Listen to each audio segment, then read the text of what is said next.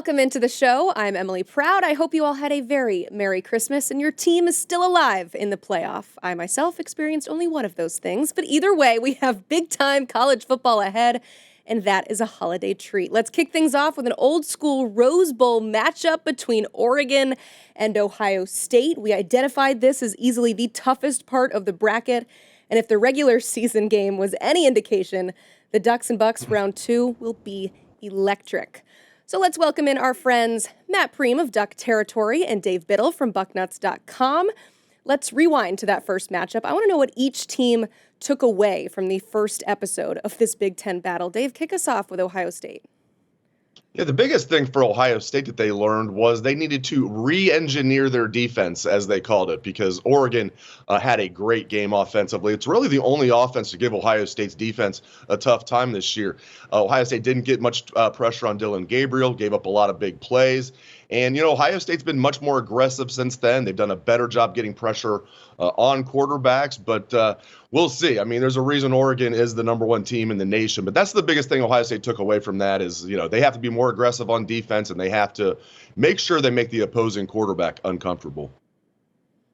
Yeah, and for Oregon, they learned they're pretty darn good in the trenches. They were able to get away with rushing only 4 or 5 guys against Ohio State's offensive line, and Will Howard to drop everybody back to try their best to stop the receivers that Ohio State has, because very few people have been able to do that. And Oregon, felt good, and yet they still gave up almost 200 yards receiving between their 2 top guys. And then on the other side of the ball, it's their offensive line. They held up really well against a very talented and loaded defensive line from Ohio State that basically forced them to, what Dave said, we kind of adjusted how they're going to prepare to attack Oregon a second time because they could not generate really any kind of pressure on Oregon's quarterback, Dillon Gabriel. Speaking of Dillon Gabriel, talking matchups here, the Oregon offense versus the Ohio State defense. So, Matt, what can Gabriel, fresh off a third-place finish in Heisman voting, do to find success against this OSUD?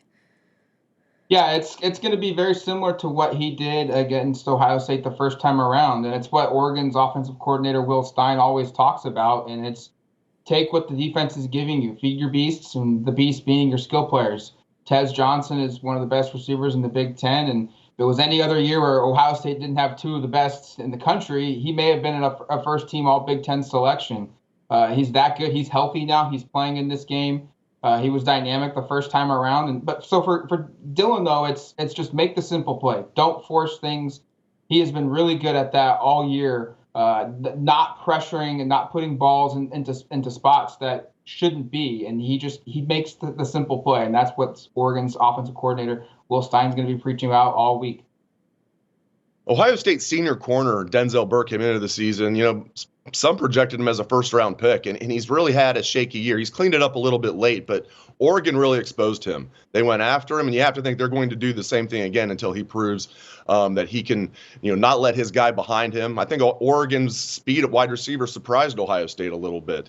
They have fantastic wide receivers, and Ohio State, led by Denzel Burke, gave up a lot of big plays in that game. They have to get pressure on Dillon Gabriel, and they have to avoid those big plays. Oregon's going to get points. Oregon's going to get yards. You can't let them have, 70-yard touchdowns here and there and make things easy for Dillon Gabriel. So pressure Gabriel, limit big plays. Those are the keys for the Buckeyes.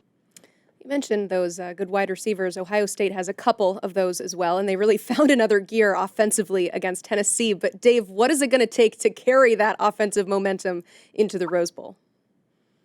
Yeah, it's going to take another strong performance from the offensive line, which I think surprised everybody, Emily, that Ohio State's offensive line was able to play well as they did against Tennessee.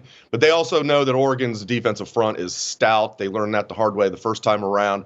But this is still, a makeshift Ohio State line. How can they hold up against this Oregon defensive line is the number one thing. And yeah, Ohio State has to feed the ball to Jeremiah Smith.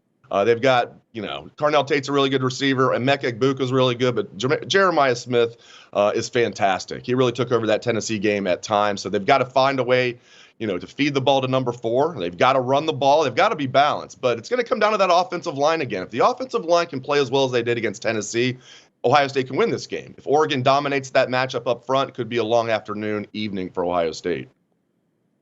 Yeah, Oregon's defensive line needs to step up here like they did the first time around. Derek Harmon posted a 95 grade in Pro Football Focus. I've never seen that before from an Oregon defensive lineman before, and he did it and was tremendous in stopping the run. And Oregon's defensive line was so good at generating pressure with just 4 or 5 guys, or stopping the run with 4 or 5 guys. They could drop back and play zone coverage against Jeremiah Smith and Emeka Egbuka and everyone else in the secondary or in the receiving core for Ohio State, and just limit the damage. You're not going to stop them all the way. That's been proven. It's survive and advance, live to fight another day, essentially, for the Oregon defense. Brandon Johnson, Oregon's nickelback, is going to be a key here. Targeted 11 times the first time around, gave up 11 catches. So for me, everything starts up front in the trenches. Can Oregon's defensive line, can their linebackers, front seven, can they generate enough pressure so that they can drop back enough guys to kind of blanket coverage Ohio State's passing game? If they can't, and they have to bring pressure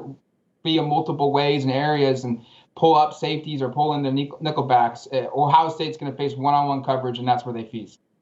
I love it. Thank you both. Round 1 was certainly so much fun to watch. Round 2 in the Rose Bowl, even better. You can check out bucknuts.com for all things Ohio State football and Duck territory for everything you need to know about Oregon.